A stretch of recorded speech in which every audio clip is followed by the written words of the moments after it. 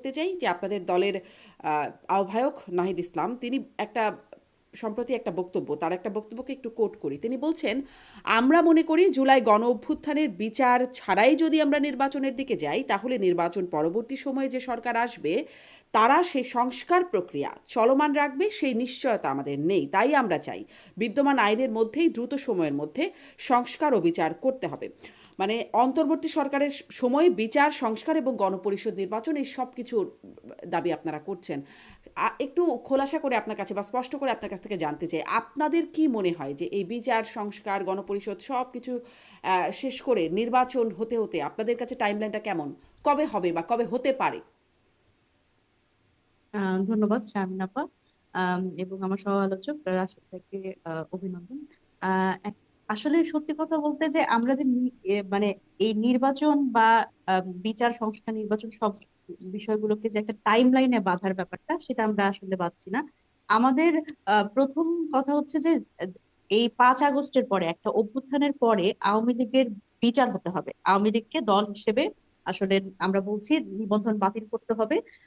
এবং দেখেন, এই 5 আগস্টের পরে আমরা কিন্তু বিভিন্ন ভাবে দেখেছি যে আওয়ামী লীগের এবং মানে এই ফ্যাসিবাদের যে দোসররা বিভিন্ন জায়গা থেকে বিভিন্ন ধরনের অস্থিতিশীল পরিবেশ তৈরি করার চেষ্টা করছে, এবং মিস ইনফরমেশন, ডিস ইনফরমেশন, আসলে এগুলো তো চলছেই।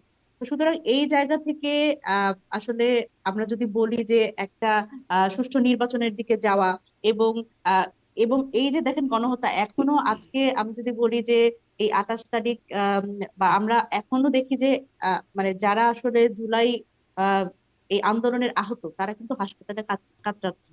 তো সেই জায়গা থেকে এই মানুষগুলোর আহ মানে যদি আমরা বলি যে এই মানুষগুলোকে হসপিটালে রেখেই তাদের আসলে মানে এই বিচারটা না করে আসলে আমরা যদি শুধু নির্বাচন নির্বাচন এবং নির্বাচনের দিকে যাই, তাহলে সেটা আসলে কতটুকু আহ ঠিক বলে বিবেচিত হয়, সেটা আসলে আমাদের প্রশ্ন।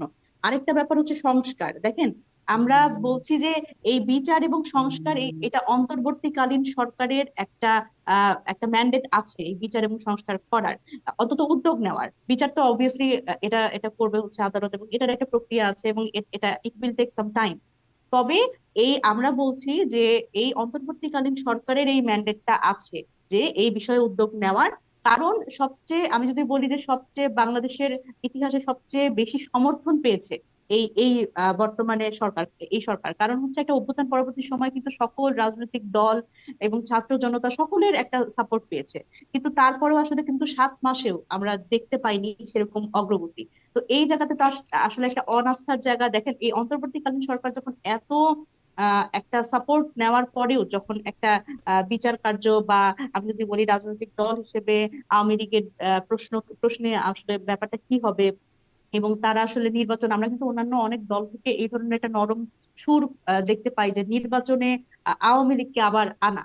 তো এই জায়গাতে তো আমাদের আসলে শক্ত একটা অবস্থান আছে যে আমরা চাই না যে একটা সন্ত্রাসী সংগঠন আওয়ামী লীগ সে আবার নির্বাচনে আসলে আহ আসার কোনো নৈতিক নৈতিক কোনো জায়গা আছে কিনা। জি, এবং মনিরা, আপনি যে আপনি যদি বলছিলেন দেখেন যে যে 7 মাসেও সেই যে বিচারের জায়গাটায় তেমন একটা মানে আস্থার জায়গাটার কথা নিয়ে আপনি কথা বলছিলেন, তো জি আস্থার জায়গায় যদি এই সরকারের সময় সংকটের জায়গা তৈরিই হয়ে যায়, তাহলে এই সরকারের উপরেই এত ভরসা কেন যে মানে অন্য সরকার আসলে সে সংস্কার এবং বিচার প্রক্রিয়া আগাবে না, এই সরকার করবে?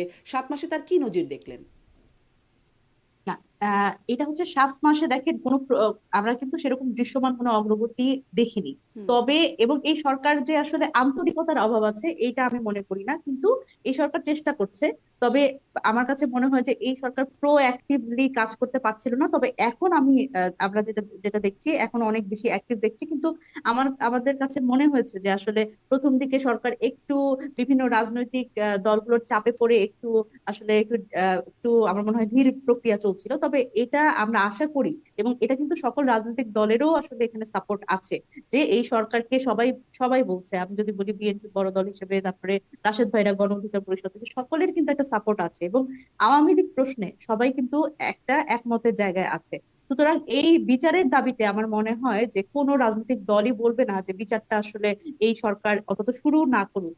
তো এই জায়গাতে একটা ঐকমত্য, আমাদের ঐকমত্যে আসতে হবে, কারণ মনিরা, বিচার অন্তত শুরু অন্তত। না করুক। আচ্ছা, আমি একটু, আপনি আমাকে একটু এইটুকু বলেন যে কোন সময়ে গেলে আপনারা বলবেন এখনকার মানে এখন যৌক্তিক সময় হয়েছে নির্বাচন করবার মতো? বিচারটা কোন পর্যায়ে গেলে আপনারা মনে করবেন যে এখন যৌক্তিক সময়? দেখুন, আওয়ামী লীগকে একটি দল হিসেবে তাকে নিষিদ্ধ করা হয়নি এখন। এবং আসলে এবং এই আওয়ামী লীগ নিয়ে আসলে আমরা কি করবো? আওয়ামী লীগের নিবন্ধন বাতিল করব আমরা, নাকি এটাকে দল হিসেবে নিষিদ্ধ করার কোনো প্রশ্ন আছে আসলে? বা নাকি বিচারিক প্রক্রিয়ার মাধ্যমে আওয়ামী লীগকে আসলে আমরা আহ এই প্রক্রিয়ার মধ্যে, মানে নির্বাচন প্রক্রিয়ার মধ্যে থেকে বাদ দিব? আসলে কোন ভাবে বাদ দিব? কারণ আপনি দেখেন, এখানে একটা সংশয় কেন থেকে যায়। আজকে আমি যদি আজকের কথা বলি, আজকে হচ্ছে আওয়ামী লীগের যারা ছাত্রলীগ, সেই সন্ত্রাসী সংগঠন যদি বলি, তারা কিন্তু আজকে ওপেনলি ঈদ সামগ্রী বিতরণ করছে। এবং গতকালকে যদি বলি, ময়মনসিংহের ভালুকায় আমরা দেখছি যে ওপেনলি তারা ইফতার মাহফিলের আয়োজন করেছে। সুতরাং এখানে আইন শৃঙ্খলা বাহিনী আছে এবং মানে সকল পক্ষই তো আছে, কিন্তু তারা এভাবে করে ওপেনলি কিভাবে করে ঘুরছে? সুতরাং আমাদের তো একটা সংশয়ের জায়গা তৈরি হয়। আর সেই জায়গা থেকে আমরা বলছি যে এই সরকারের এই বিচার এবং সংস্কার যেটা, সেটা করতে হবে। মানে একটা একটা প্রক্রিয়ার মধ্যে শুরু করতে হবে। স্বাভাবিকভাবে দেখেন, সংস্কারের তো কোনো টাইমলাইন হইতে পারে না, সংস্কার তো একটা চলমান প্রক্রিয়া। এবং আমরা বলছি সংস্কারের একটা রেজাল্টই হচ্ছে নির্বাচন। কিন্তু সংস্কারের ব্যাপারে কিন্তু এই অন্তর্বর্তীকালীন সরকার একটা জুলাই সনদের কথা বলছে। আমরা সকল রাজনৈতিক পক্ষ কিন্তু আসলে এই জুলাই সনদে আমাদের কিন্তু যে আকাঙ্ক্ষিত যে সংস্কার, সেটার ব্যাপারে বলে এসেছি। সুতরাং এখানে একটা ঐকমত্যের জায়গা আছে এবং সেই জি, ঐকমত্যে ঐকমত্যের জায়গা আসতে আসলে পারবে। কতটা আছে আমি একটু রাশেদ খানের কাছে শুনতে চাই। আমি এটা বুঝতে পারলাম না যে আপনারা আসলে কি মনে করছেন, কতটুকু পর্যায়ে গেলে আপনারা নির্বাচন হতে পারে বলে মনে করেন? মনিরা, আপনার কাছে আমি আবারও আসবো যে যদি আপনাদের এই যে দাবি, সেই দাবির জায়গা পূরণ না হয়, তার আগে যেটি বিএনপি চাইছে বা বড় দলগুলো চাইছে, সরকারও বলছে ডিসেম্বরের মধ্যে বা ডিসেম্বর থেকে জুলাইয়ের মধ্যে এই টাইমলাইনে নির্বাচন হয়, আপনারা কি করবেন? আপনাদের সেই দাবির জায়গাটা যেটি, সেটি না পূরণ হয়ে যদি হয়। আমি রাশেদ খান আপনার কাছ থেকে একটু শুনতে চাই। মনিরা শারমিনরা যেটা বলছেন, বিচার সংস্কার গণপরিষদ নির্বাচন, অনেক কিছু নির্বাচনের আগে একটা জুড়ে দিচ্ছেন, তাদের সেই দাবিটাকে আপনাদের কাছে যৌক্তিক মনে হয় কিনা? আপনাদের কাছে কি মনে হয় যে তারা আসলে কবে নির্বাচন চান?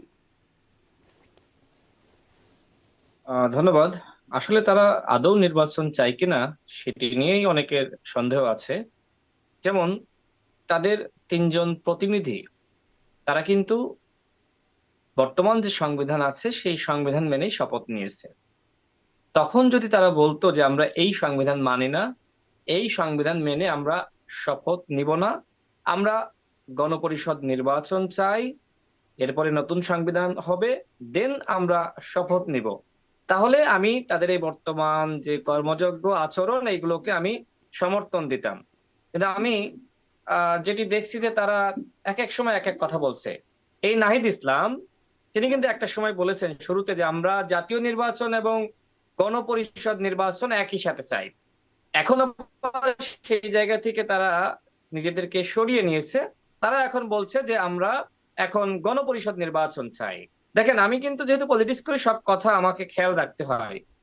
তাদের এক একজন কিন্তু এক এক কথা বলছে। নাহিদ গণপরিষদ এবং জাতীয় নির্বাচন একসাথে চাচ্ছে, অন্যরা কিন্তু গণপরিষদ নির্বাচন চাচ্ছে। এখন কার কথা আমি গ্রহণ করব?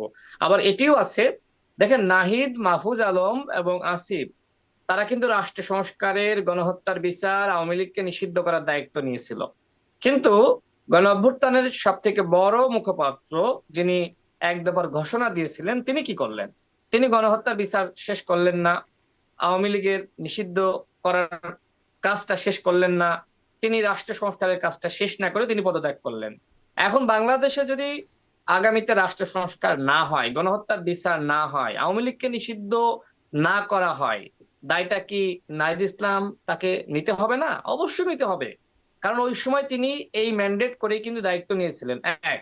দ্বিতীয়ত, যারা ছাত্র উপদেষ্টা ছিল তারা কিন্তু ওই সময় বলেছিল যে যারা সরকারে যাবে তারা আগামী নির্বাচনে অংশ নিতে পারবে না। আমার স্পষ্ট মনে আছে, ওই সময় কিন্তু হুম। সার্জিস অনেকে সে ধরনের পোস্ট করেছিলেন। কিন্তু নাহিদ ইসলাম আগামী নির্বাচনে কি অংশ নিবে না? নাহিদ ইসলাম কিন্তু, যদি আপনি নৈতিক ভাবে বলেন, তাহলে নাহিদ কিন্তু আগামী নির্বাচনে অংশ নিতে পারে না। এমনকি আমরা শুনছি যে মাহফুজ আলম, আসিফ মাহমুদ, তারাও আগামী নির্বাচনের আগে পদত্যাগ করে নির্বাচনে অংশ নিবে। এটা তাহলে কেমন হয়ে গেল না? তারা নিজেরাই বলেছিল যারা সরকারে যাবে তারা কিন্তু নির্বাচনে হুম। অংশ নিতে পারবে না। আমার মনে আছে ওই সময় সার্জিস আলম একটি পোস্ট করেছিলেন যে আসিফ আসিফ এবং আপনার নাহিদ তারা অনেক বড় স্যাক্রিফাইস জি, করেছে, আমি তারা দেখেছি আগামী পোস্টটা। নির্বাচনে অংশ নিতে পারবে না। আপা আপনি নিশ্চয়ই দেখেছেন। হুম। তো দেখেন, এই কথাগুলো এখন আপনি কাকে শোনাবেন, কাকে বলবেন? মানুষকে নানান সময় নানান ধরনের কথা বলে বিভ্রান্ত করা হচ্ছে। নির্বাচনটা তো একটা গুরুত্বপূর্ণ বিষয়। আপনি যদি গণতন্ত্র চান, আপনাকে নির্বাচন দিতে হবে। বাংলাদেশে যদি একটি গণতান্ত্রিক প্রক্রিয়া থাকে, তাহলে ওইটাই সব থেকে বড় রাষ্ট্র সংস্কার। আর গণতান্ত্রিক প্রক্রিয়া যদি না চালু করে আপনি নানান ধরনের কথা বলতে থাকেন, তাহলে ওই সংস্কার দিয়ে জনগণের কিচ্ছু হবে না। আমি আমার অনেকগুলো বক্তব্যে বলেছি যে আপা, এত দলিল দস্তাবেজ তৈরি করে কোনো সংস্কার হয় না। ডক্টর ইউনূস স্যার 1 সপ্তাহ ধরে একটি জাতীয় সংলাপ করবে, 1 সপ্তাহ ব্যাপী।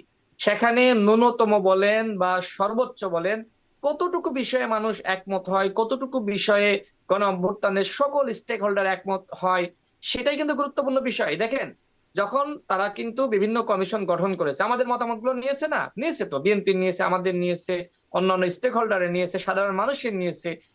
সেই জায়গা থেকে আমরা কতটুকু বিষয়ে একমত হলাম, সেই বিষয়গুলোকে সামনে এনেই তো রাষ্ট্র সংস্কারের একটা প্রস্তাবনা তৈরি করতে পারতো। সেটি না করে তারা কি করলো? তারা মূলত লেন্দি করতে চায়। দেখেন, এই উপদেষ্টা পরিষদে যারা আছে, আমি নাম সহ বলতে পারি, তাদেরকে আমি নিজে টেলিফোন করেছি যে আপা একটু আসেন না প্লিজ, আমরা সংগ্রাম করছি, আপনারা আমাদের এই সংগ্রামে যুক্ত হলে, একটু প্রোগ্রামে আসলে আমাদের প্রোগ্রামটা একটু মিডিয়াতে আসে। অনেক স্যারকে, এখন উপদেষ্টা হয়েছে না, আমি নাম ধরে বলতে পারি। হ্যাঁ, আমার সাথে কেউ চ্যালেঞ্জ করলে চ্যালেঞ্জে আসুক, আমি বলবো। তারা কিন্তু আসে নাই, তারা এখন এই বিপ্লবী সরকারের উপদেষ্টা হয়েছে। What is this? যাদেরকে নিয়ে আপনি রাষ্ট্র সংস্কার করতে চান, তারা তো প্রথম আলোতে কলাম লিখেছে বঙ্গবন্ধু শেখ মুজিবুরকে নিয়ে। তারা কিভাবে আপনার আওয়ামী লীগকে নিষিদ্ধ করবে? আপনি বলেন তো, এদেরকে আপনি কেন সরাচ্ছেন না? যারা ফেসবুকে পোস্ট করেছে ডক্টর মোহাম্মদ ইউনূসের দায়িত্ব সবার আগে আপনার ধানমন্ডি 32 সেটা পরিদর্শন করে আসা, সেই ব্যক্তিকে এই ছাত্ররাই উপদেষ্টা বানিয়েছে। 3 জন ছাত্র উপদেষ্টা বানিয়েছে, অমুক তমকের দশ হয়। কিন্তু আসলেই তো ফারুকীকে আসিফ, নাহিদ এবং মাহফুজ মিলে উপদেষ্টা বানিয়েছে। এই খবর কি মনিরা শারমিন জানে না? অবশ্যই জানে।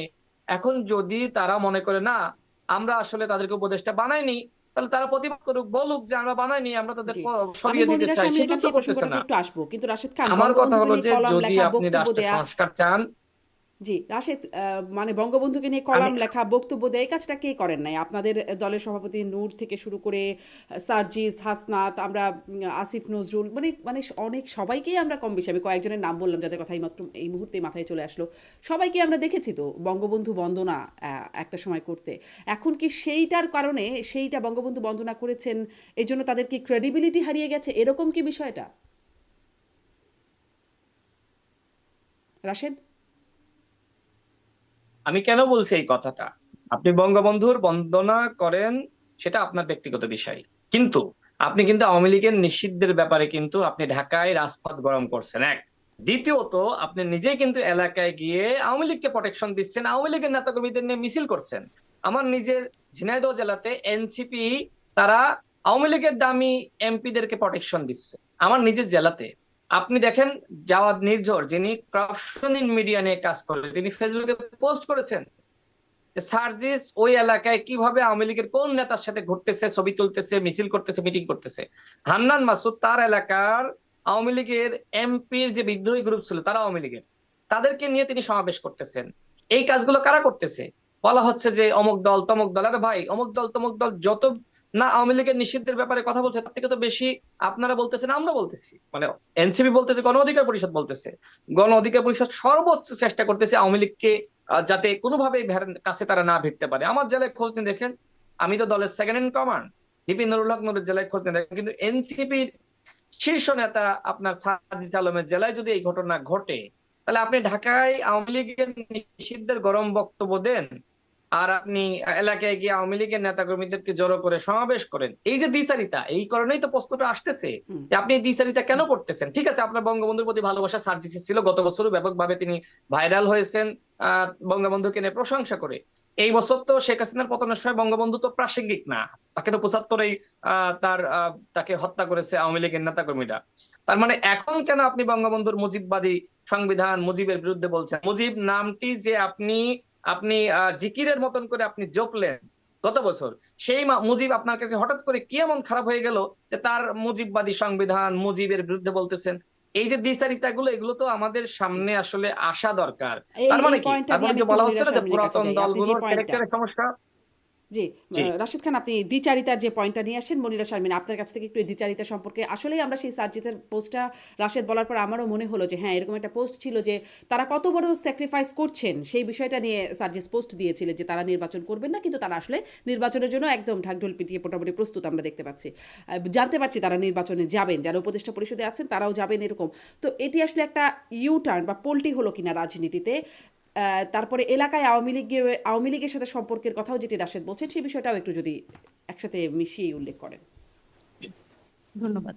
আচ্ছা, আমি প্রথম প্রশ্নে আসি, সেটা হচ্ছে নাহিদ ইসলাম আসলে ওই যে যে পোস্টের কথা বলছেন, যে আসলে সার্ভিস যে পোস্টে দিয়েছিলেন, যে নাহিদ ইসলাম আসলে একটা স্যাক্রিফাইস করলো উপদেষ্টা হিসেবে গিয়ে, কারণ হচ্ছে পরে আর মানে রাজনীতিতে সে আসতে পারবে না বা নির্বাচন করতে পারবে না। দেখেন, আহ নাহিদ ইসলাম কিন্তু যতদিন আমরা বারবার করে সরকারের পক্ষ থেকে শুনছি যে ডিসেম্বর থেকে জুনের মধ্যে নির্বাচন হবে, এবং we don't have any problem about that. তো এই ডিসেম্বরে যদি নির্বাচন আসলেই হয় বা ডিসেম্বর থেকে জুনের মধ্যে হয়, তাহলে সেই পর্যন্ত কিন্তু নাহিদ ইসলাম আসলে উপদেষ্টা হিসেবে থাকতে পারতেন। কিন্তু সে সেই একটা, দেখেন, উপদেষ্টা একটা মন্ত্রী পর্যায়ের যে আরামায়েশ, সেই জীবন ছেড়ে কিন্তু তার একদম জনতার কাতারে আসতে হলো, এবং রাজনৈতিক দল হিসেবে তার কিন্তু আমরা কিন্তু আত্মপ্রকাশ করেছি। এবং যতদিন পর্যন্ত নাহিদ ইসলাম এই ডিসিশন নিতে পারেননি, তিনি কিন্তু কোনো ধরনের আমাদের রাজনৈতিক প্রক্রিয়া, যা আমাদের আসলে এনসিপি গঠনের যে পেছনের কাজগুলো, সেগুলোতে সে ইনভলভ ছিল না। সুতরাং তার আসলে একেবারে সে পদত্যাগ পত্র জমা দেওয়ার পরেই কিন্তু সে এনসিপিতে, বা আমি যদি বলি নাগরিক কমিটির যে পার্টির যে আসলে প্রক্রিয়াগত দিকগুলো, যেগুলো পেছনের কাজগুলো, সেগুলোতে ইনভলভ হতে পেরেছে।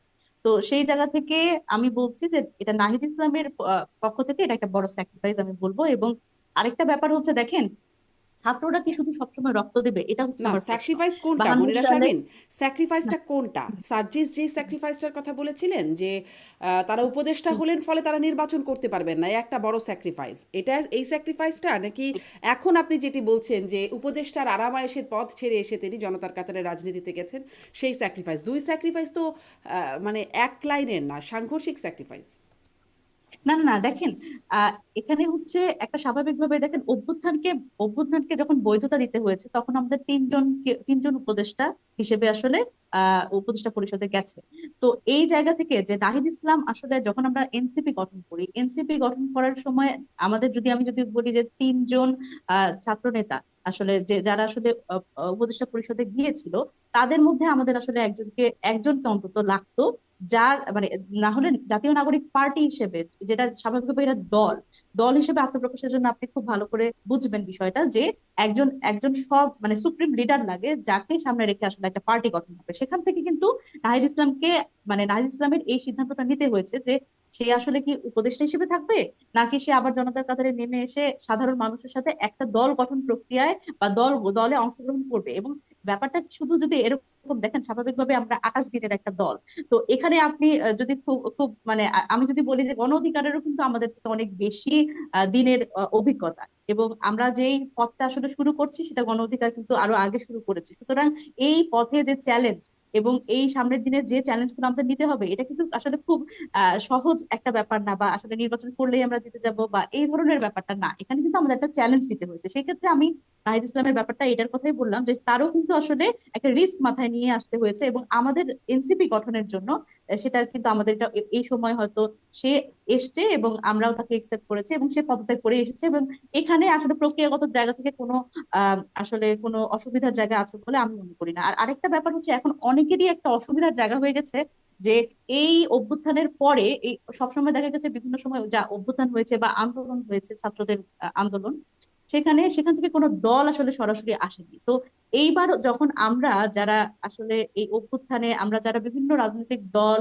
এবং আমি যদি বলি বৈষম্য বিরোধী ছাত্র আন্দোলনের ব্যানারে যেহেতু সকলেই একত্রিত হয়েছিল, এবং এই তাদের ডাকে যখন সবাই এসছে, তো সেই জায়গা থেকে এইটা যখন, এই বিপ্লবী ফোর্সটা যখন আসলে একটা দল হিসেবে আত্মপ্রকাশ করতে চায়, তখন আসলে একটা অনেকেরই আসলে অনেক ধরনের সমস্যা মনে করছেন।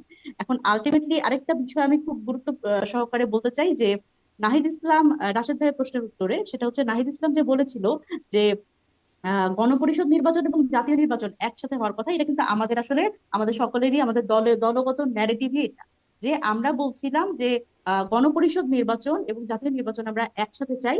এবং এটা আসলে মানে যেটা আইডিয়ালিস্টিক সেটা হচ্ছে গণপরিষদ নির্বাচন এবং জাতীয় নির্বাচন আলাদা। তবে আমরা বলছি যেহেতু নির্বাচন নিয়ে এটা কালক্ষেপণের একটা ব্যাপার আছে, তো সেই জায়গা থেকে আমরা বলছি দুটো একটাতেই হতে পারে। মানে এই গণপরিষদ নির্বাচনের মাধ্যমে নির্বাচিত যারা প্রতিনিধি থাকবেন তারাই পরবর্তীতে একটা টাইম লিমিট পরে তারা নিজেদের আইনসভা হিসেবে ঘোষণা করতে পারেন এবং তারা জাতীয় জাতীয় সংসদে আসলে রূপ নিতে পারবে। তবে আমরা গণপরিষদের কথা বলছি কারণ সংবিধানের যে একটা সংস্কারের কথা বলছি, বড় ধরনের সংস্কার আমাদের প্রয়োজন, সেটার জন্য বলছি। সুতরাং এখানে আসলে দলীয় এবং দলীয় দলগতভাবে কারোর এবং নাহিদ ইসলামের কথার মধ্যে কোনো ব্যত্যয় নাই।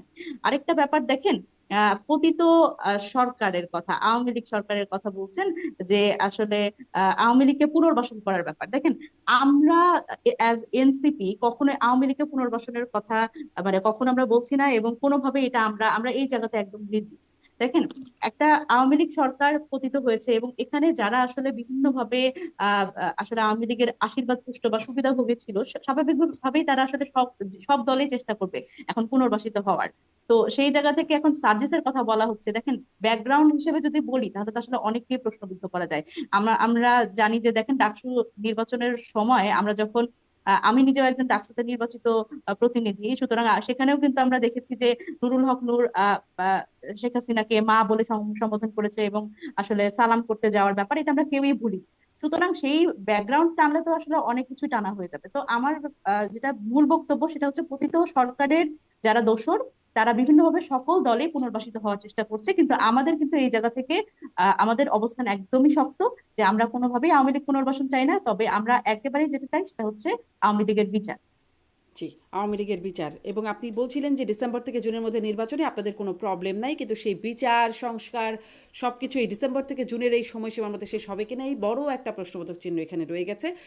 এই দুটো দাবি একসাথে আবার মেলে কিনা সেটাও, মানে ওই জায়গাটায় যে আপনারা যা বলেছিলেন সার্জিসের সেই বক্তব্য তা এখন হচ্ছে না, এখন যা বলছেন সামনে তা হবে তার নিশ্চয়তা আছে কিনা। এরপরে আরেকটু আসি রাশেদ খান, আপনার কাছে আবারও সেই নির্বাচনের জায়গাটাতেই যাই। আপনাদের কাছ থেকে এটি ডিসেম্বর 24 ডিসেম্বরের পহেলা ডিসেম্বরে তখন নুরুল হক নূর বলেছেন 2 বছরের আগে নির্বাচন চাই না, এবং মানে এই এই বক্তব্যটা তার ছিল যে এখন থেকে 2 বছরের আগে নির্বাচন চান না। এখন এসে আমরা শুনছি এই বছরেই নির্বাচনটা হওয়া জরুরি বলে আপনারা বলছেন। কেন এই অবস্থানগত পরিবর্তন?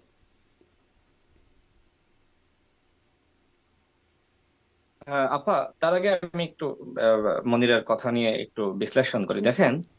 আপনি নিজেই এখানে উপস্থাপক, পরবর্তীতে দর্শকরা এই টকশো দেখবে।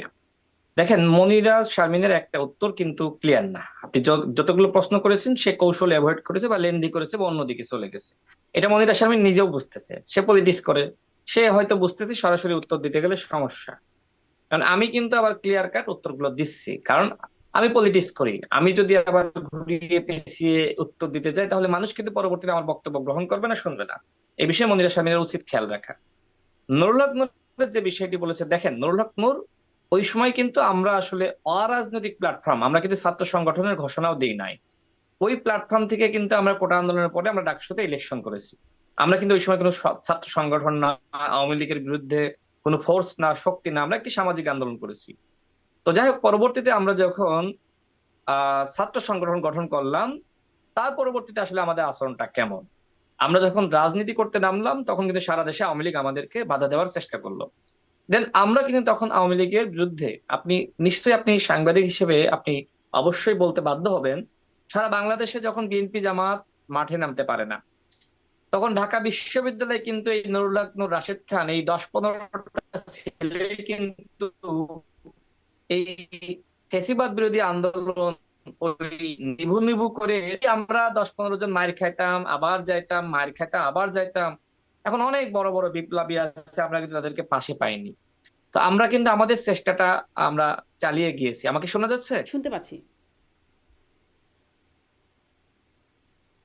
জি। তো আমরা কিন্তু আমাদের জায়গা থেকে চেষ্টাটা চালিয়ে গিয়ে, এখন এই চেষ্টার মধ্যে কি নুরুল হক নূর কখনো আপনার শেখ হাসিনার সাথে আপোষ করেছে নাকি আমরা আপোষ করেছি? আমরা কিন্তু আপোষ করি নাই। আমরা 24 সালের ইলেকশনে আমাদেরকে এমপি বানানোর জন্য শেখ হাসিনা সর্বোচ্চ চেষ্টা করেছে।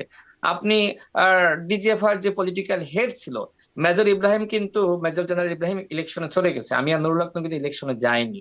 অর্থাৎ আমরা যখন সামাজিক একটা প্ল্যাটফর্মে ছিলাম তখনকার চিত্র আর বর্তমানে মানে তার রাশেদ, এই পরবর্তীতে জায়গাটা একটু দল স্পষ্ট করবেন। সংগঠন করার পরে চিত্র, আর এটা একটু আপনাকে এটা, বিবেচনা করতে হবে। রাশেদ এইটা একটু জি, স্পষ্ট করবেন যে কে কিভাবে আপনাদেরকে এমপি বানানোর চেষ্টা করেছিল, কে প্রস্তাবটা করেছিল, প্রস্তাবটা কি ছিল? আচ্ছা আমি আপনাকে বলি, দেখেন শেখ হাসিনা কিন্তু সমস্ত পলিটিক্স ডিজিএফআই এর মাধ্যমে কন্ট্রোল করতো। আমার যেটা অভিজ্ঞতা, আমি আপনাকে বলে দিয়েছি যে ওই সময় ডিজিএফআই এর যিনি পলিটিক্যাল হেড ছিলেন, তার মাধ্যমে কিন্তু এই প্রচেষ্টাটা করা হয়েছে এবং মেজর ইব্রাহিম সহ অনেককে এমপি বানানো হয়েছে। ঠিক তার মাধ্যমে আমাদেরকেও একইভাবে কে কিন্তু ছিলেন এমপি বানানোর ডিজিএফআই পলিটিক্যাল হেড, প্রচেষ্টা করা নামটা একটু হয়েছিল। বলবেন না? তো আপনি ডিজিএফআই এর ওই সময় পলিটিক্যাল হেড কে ছিল, আপনি সাংবাদিক হিসেবে আপনি খুব সহজেই, হ্যাঁ, আমি এটা সরাসরি নাম না বলে আপনি এটা খোঁজ নিয়েন, আপনার এতটুকু পরিশ্রম আপনাকে করতে হবে। তো যাই হোক, আমি আমি আমার পরবর্তী প্রশ্নের নির্বাচনের যেটি আপনি করলেন, না, আমি কিন্তু বলে দিয়েছি, আপনি নামটা খুব সহজ, আপনি মানে আমি পরবর্তীতে না হয় বের করলাম, আমার কয়েকজন দর্শকরাও জেনে সাংবাদিককে ফোন যেতে দিলে পারতো উত্তর পেয়ে আপনাদেরকে যাবেন। কে তো যাই হোক, প্রস্তাব করেছিল, আমি কি যেটা প্রস্তাব আপনাকে করেছিল। নির্বাচন নিয়ে বলি, এতটুকু কিউরিস দর্শকদের এতটুকু এতটুকু দায়িত্ব নামটা বের করা, নাহলে তো আহ, সব বলে দিলে তো খুব সহজ হয়ে গেল। একটু না হয় কঠিন ভাবে তারা নামটা বের করুক, হুম। খুব সহজ। আচ্ছা যাই হোক, আচ্ছা। আমি পরবর্তী নির্বাচন নিয়ে বলি, দেখেন নির্বাচনটা বাংলাদেশে হওয়া দরকার। এখন এই সরকারকে গণ অধিকার পরিষদ একমাত্র দল হিসেবে ব্ল্যাঙ্ক চেক দিয়েছিল। ওই যে মনিরা শারমিন বললো না, আমরা কিন্তু টাইম ফ্রেম দিচ্ছি না, কিন্তু আমরা বলেছিলাম 2 বছর থাকেন। সরকার যদিও 1.5 বছরের কথা বলছিল, তো থাকেন, আপনি রাষ্ট্র সংস্কার করেন, গণহত্যার বিচার করেন, আওয়ামী লীগকে নিষিদ্ধ করেন। ডক্টর মোহাম্মদ ইউনূস স্যার নিজেই বলেছেন বিবিসি সাক্ষাৎকারে, রাষ্ট্র সংস্কার এখনো শুরুই করেন নাই। আরো স্পষ্ট ভাবে বলতে গেলে তিনি বলেছেন যে আওয়ামী লীগকে নিষিদ্ধ করা হবে না, আওয়ামী লীগ আগামী নির্বাচনে অংশ নিবে কি নিবে না সেটা আওয়ামী লীগের দলীয় সিদ্ধান্ত। এখন ইউনূস স্যার যখন আওয়ামী লীগকে নিষিদ্ধ করছে না, রাষ্ট্র সংস্কার শুরু করছেন না, মনির শারমিন নিজেই কিন্তু এই টকশোতে বলেছে যে দৃশ্যমান কাজ এখনো শুরু হয়নি। দেন প্রায় বছরের কাছাকাছি, মানে কি 7 মাস কিন্তু অতিবাহিত হয়ে 8 মাস শেষ হচ্ছে, এখনো আপনি রাষ্ট্র সংস্কার করছেন না। আপনি এখনো গণহত্যার বিচারের প্রক্রিয়াটা শুরু করতে পারেননি। আপনি এখনো পর্যন্ত আওয়ামী লীগের নিষিদ্ধের সিদ্ধান্তে যেতে পারেননি। দেন আমি আপনাকে আর কত সময় দেব? মানে ওই যে একটা কথা আছে না গ্রামে, যে দুধ দিয়া গরুর আপনার দাঁত দেখলে বোঝা যায় গরুটা আসলে দুধ দিবে কি দিবে না। তো বিষয়টা ইউনূস সরকার, ইউনূস স্যারের জনপ্রিয়তা আছে, কিন্তু তার সরকারের অন্যান্য উপদেষ্টাদের যথেষ্ট অযোগ্যতা, অদক্ষতা, আওয়ামী লীগের প্রতি পীড়িত রয়েছে। এবং আমি নিজে সাক্ষী, এতটুকু বলি, এই সরকারের 2জন উপদেষ্টা মিলে স্বরাষ্ট্র উপদেষ্টার সাথে কথা বলে, আপনি জিজ্ঞেস করেন স্বরাষ্ট্র উপদেষ্টাকে, সাবের এবং মান্নানকে জামিন করিয়েছে। এবং সেই কোন 2জন দুইজন উপদেষ্টা উপদেষ্টা? আপনার মানে এই যে 2জন ছাত্র উপদেষ্টা বা 3জন ছিল, না, আমি বললাম না একটু কষ্ট করে জানতে হবে, সব বলে দিলে তো কিউরিসিটি এত থাকবে কষ্ট না, করায়েন না রাশেদ খান, এত একটু কষ্ট কষ্ট করে করায়েন না। জানতে হবে। যেটা বলছেন 2জন আপনিও একটু প্রভাবশালী স্পষ্ট করে উপদেষ্টা, বলেন। তারা কিন্তু মনির, আচ্ছা আমি আগের বক্তব্যে বলেছি, সেটা হলো আপনার আদিলুর রহমান শুভ্র সাহেব এবং রেজওয়ানা আপা, এই 2জন মিলে আপনার সাবের এবং মান্নানের জামিন করিয়েছে। আপনি আমার সাথে চ্যালেঞ্জ করতে পারেন, তারা 2জন স্বরাষ্ট্র উপদেষ্টাতে জিজ্ঞেস করেন, হুম। তারা 2জন সাবের এবং মান্নানের জামিন করিয়েছে। এই উপদেষ্টা পরিষদ, যাদের বিষয়ে কিন্তু মানুষের খুব প্রশংসা আছে যে না এই 2জনের ব্যাপারে কোনো বিতর্ক নাই, কিন্তু আমি নিজে বলছি হ্যাঁ, তারা 2জন কিন্তু জামিন করানোর ক্ষেত্রে ভূমিকা রেখেছে। আরেকজন এমপির জামিন করানোর ক্ষেত্রে আরেকজন এমপি ভূমিকা রেখেছে। আমরা যদি পলিটিক্স করি আপা, আমরা 18 সাল থেকে আমাদের দেখতেছেন রাষ্ট্রের বিভিন্ন আপনার বিভিন্ন স্টেক হোল্ডার, বিভিন্ন ব্যক্তির সাথে যেমন আমাদের সম্পর্ক আছে, আহ বিরোধী দলের ফেসিবাদ বিরোধী লড়াই যেতে একসাথে করেছি, সব জায়গায় আছে। ছাত্র বলেন, এনসিপি বলেন, সেখানেও আমরা একসাথে অনেকে আন্দোলন সংগ্রাম, সব জায়গা থেকে মোটামুটি কেউ না কেউ, মনে করেন আপনার বান্ধবী খুব ক্লোজ, আপনি বিশ্বাস করতে পারবেন পারবেন না আপনার তথ্য ফাঁস করে, তো ওই তথ্যগুলো আসে। এই জন্যই বলতেছি, যা কিছু হচ্ছে সব মিলিয়ে আমার কাছে মনে হচ্ছে না যে এই সরকার ভালো কিছু করতেছে। এই সরকারের উপরে দেখেন, যারা দূর থেকে দেখতেছে তারা মনে করতেছে সরকার ভালো করতেছে, কিন্তু ওই যে বললাম না, টেলিফোন দিয়ে বলেছে আপা স্যার একটু প্লিজ আসেন না আমাদের সাথে একটু প্রতিবাদে শামিল হন, আসেন নাই, তারা হয়ে গেছে উপদেষ্টা। আপনি কল্পনা করতেছেন, এই হচ্ছে এই সরকারের অবস্থা। এই সরকারকে আমি মনে করি এই সরকারের টাইমের ব্যাপারে কেউ কথা বলতো না, যদি এই সরকার রাষ্ট্র সংস্কার, গণহত্যার বিচারের যে 1 নম্বর উপাদান আওয়ামী লীগকে নিষিদ্ধ করা, সেটি করত। যখন আওয়ামী লীগকে আমি জেনে গিয়েছি, দেখেন আমেরিকা, ইউরোপ, অন্যান্য দেশের কিন্তু বা জাতিসংঘ সবাই কিন্তু মোটামুটি আওয়ামী লীগকে নিষিদ্ধ করা হোক সেই ব্যাপারে তারা কিন্তু একমত পোষণ করে নাই। এই দেশে মানবাধিকার লঙ্ঘন হয়েছে, গণহত্যা হয়েছে, জাতিসংঘ স্বীকার করছে, কিন্তু আওয়ামী লীগকে নিষিদ্ধ না করা হোক সেই ব্যাপারে আবার তারা কিন্তু প্রতিবেদন দিয়েছে, দিয়েছে না? তার মানে ইউনূস স্যার মনে করছে একটি চাপ আছে, এই চাপের কারণে তিনি কিন্তু আওয়ামী লীগকে নিষিদ্ধ করবেন না। মানে আওয়ামী লীগকে যদি এই বিদেশিদের চাপের কারণে নিষিদ্ধ না করে, তাহলে আমি এই সরকারকে কেন এত সাপোর্ট দিব? কেন 2 বছরের জন্য থাকুক, 5 বছরের জন্য থাকুক, এত গল্প বলে বেড়াবো? আমাকে হাত বেঁধে চোখ বেঁধে, মনিরা শারমিন তো জানে ওই সময় আমার মা কিভাবে রাস্তায় কাজ করতে কান্নাকাটি করেছে, কিভাবে আহাজারি করেছে, কত আপনি নিজেও জানেন সাংবাদিক। আমার চোখ বেঁধে, আমার মুখের ভিতর গামছা ঢুকিয়ে এডিসি, সাইবার ক্রাইম ইউনিটের এডিসি ইশতিয়াক, হ্যাঁ, যিনি খালেদা জিয়ার দুর্নীতির মামলার রায় দিয়েছিল, ওনার বাবার নামটি ভুলে গিয়েছি, বাট এডিসি ইশতিয়াক, আমি সম্প্রতি খবর পেলাম যে তাকে খাগড়াছড়িতে, আপনার পরবর্তীতে খাগড়াছড়িতে তাকে আপনার ট্রান্সফার করা হয়েছে বা বদলি করা হয়েছে। আমাদেরকে এত নির্যাতন করেছে যে দল, সেই দলকে আপনি কিভাবে সাপোর্ট দেন? সেই দল আগামী নির্বাচনে অংশ নিবে, প্রধান উপদেষ্টা এই কথা কিভাবে বলে? এখন দেখেন, যেটি এখন এই মুহূর্তে শুরু হয়েছে, এনসিপিদের যেহেতু এই সরকারের টিমটা ভোগ করতেছে, মানে এই সরকারের সুবিধা ভোগ করতেছে, প্রধান উপদেষ্টা নিজেই কিন্তু বিদেশিদের কাছে এনসিপির প্রশংসা অগ্রিম করে এসেছে, শুভকামনা, এটি তো অসত্য না। দ্বিতীয়ত, এই সরকারের মুখপাত্র যাকে বলা হয় প্রেস সচিব, তিনি বলেছেন যে নাহিদ ইসলাম আগামীতে প্রধানমন্ত্রী হবে। এরপরে আমি দেখেছি যে অন্যান্য উপদেষ্টারা মোটামুটি ভালোই আশীর্বাদ জানিয়েছে। এখন গণ অভ্যুত্থান কি শুধুমাত্র এনসিপির আমাদের ভাই বন্ধুরা এককভাবে করেছে? বিএনপির ভূমিকা নাই, জামাতের নাই, সাংবাদিকদের নাই, আইনজীবীদের নাই, প্রাইভেটের নাই, সাত কলেজের নাই, অন্যদের নাই? 3 জন উপদেষ্টা আপনার ঢাবি থেকে বানাইতে হবে? আমিও তো ঢাবির, আপনিও ঢাবির, মনিরাও ঢাবির। এই যে আমরা সংকীর্ণতার মধ্যে বসবাস করছি, এইভাবে রাষ্ট্র সংস্কার হয় না। রাষ্ট্র সংস্কার একটি জাতীয় ঐক্যের বিষয়। এক সপ্তাহ টেবিলে বসে সেই রাষ্ট্র সংস্কার করা যেত। আমি আমার আগের বক্তব্যেই বলেছি জি, যে রাশেদ আমরা খান, এর কিন্তু পরের সবাই প্রশ্ন মিলে হচ্ছে আমাদের সেই প্রতিবেদন জমা দিয়েছিলাম যে হুম, আমরা কি চাই। জি, এর পরের প্রশ্নটা করে রাখি যে জি, বলেন জাতীয় বলেন। ঐক্য, সেই ঐক্যমত কমিশন গঠিত হয়েছে, সেই কাজও কতটা হচ্ছে? জাতীয় ঐক্যের দিকে আপনারা যাচ্ছেন নাকি আসলে বিভাজন আরো বাড়ছে আপনাদের মধ্যে? সেই প্রশ্নটা আমি একটু পরে আসি, কিন্তু মনিরা শারমিন, আহ, আপনার কাছ থেকে সেটি, আপনিও বলছিলেন যে 7 মাস পার হয়ে গেল কিন্তু সরকার কি করছে, আপনার আস্থার কথা বলছেন, আর রাশেদ খান তো স্পষ্ট করে জানিয়ে দিলেন যে শুরুতে যে আস্থার কথা তারা বলেছিলেন এখন আর সেই আস্থার জায়গা তারা রাখতে পারছেন না।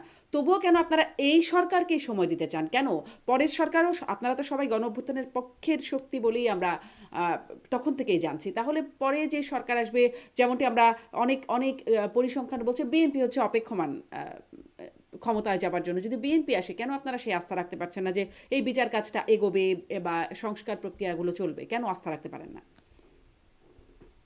আচ্ছা, দেখুন, এই আস্থাহীনতার বিষয়টা বিষয়টা তো আসলে একদিনে আসেনি।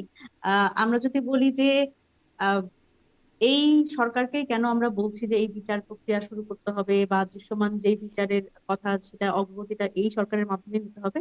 কারণ আমরা আসলে বিএনপির পক্ষ থেকে যেটা শুনছি বা মানে এই যে যেটা বললেন যে অপেক্ষমান, আসলে আমি যেটা বলি সবসময় যে 5 আগস্টের পরে মানসিকভাবে আসলে বিএনপি ক্ষমতায়, হ্যাঁ, এবং সব জায়গায় সেটার আমরা ছাপ দেখতে পাচ্ছি। তো সেই জায়গা থেকে আসলে বিএনপির যারা নেতা কর্মী আছেন বিভিন্ন বিভিন্ন জায়গায়, বাংলাদেশের বিভিন্ন জায়গায় আমরা দেখছি যে এই যে আওয়ামী লীগ পুনর্বাসনের ব্যাপারটা, আমি স্পষ্ট করেই বলতে চাই, আওয়ামী লীগ পুনর্বাসন যদি আসলে ভেতরে ভেতরে কোথাও থেকে হয়ে থাকে, সেটা সেটা বিএনপির মধ্যেই হচ্ছে।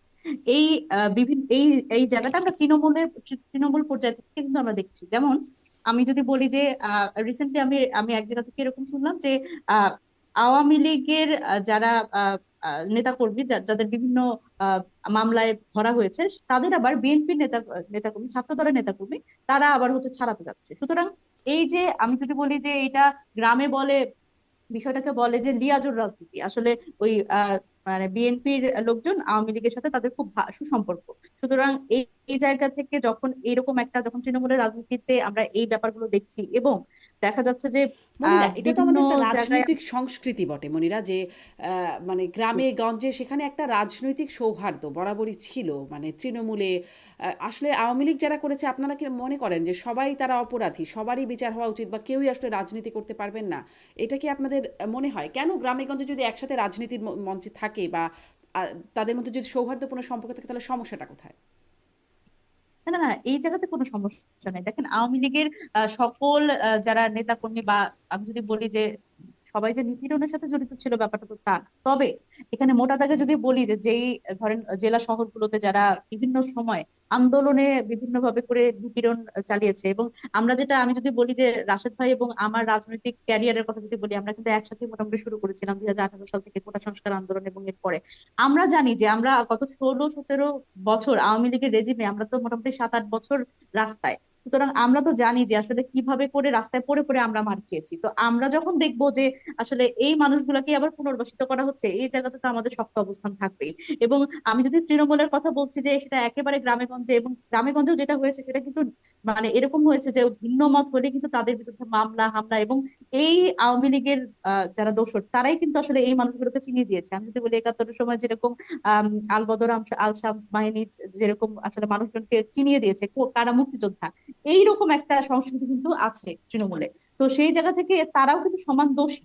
তো এই জায়গাতে যখন আসলে আওয়ামী লীগকে ধরা হচ্ছে, এমন একজন আমাকে রিসেন্টলি একজন এসপি আমাকে বলছে যে আপা কি বলবো, দেখেন আওয়ামী লীগের এই যে আপনারা আপনারা বলেন যে আমরা ধরি না কেন, আমরা তো ঠিকই ধরি, আমরা আসামি ধরি, ধরার পরে দেখা যায় যে বিএনপির ছাত্র দলের লোকজন এসে আমাদের চাপ দিয়ে হচ্ছে আসামি নিয়ে যায়। তো এই জিনিসগুলো তো আমরা দেখছি। সুতরাং আমরা আবার কিভাবে আপনাদের করে বিরুদ্ধেও আসলে তো এই রাশেদ খান আস্থাটা যেটা রাখবো। স্পষ্ট করলেন যে সার্জিস আলমের যে কথা তিনি বললেন যে তিনি আওয়ামী লীগকে নিয়ে ওখানে সেখানে রাজনৈতিক নানা কর্মসূচি করছেন। আপনারাও তো করছেন তাহলে।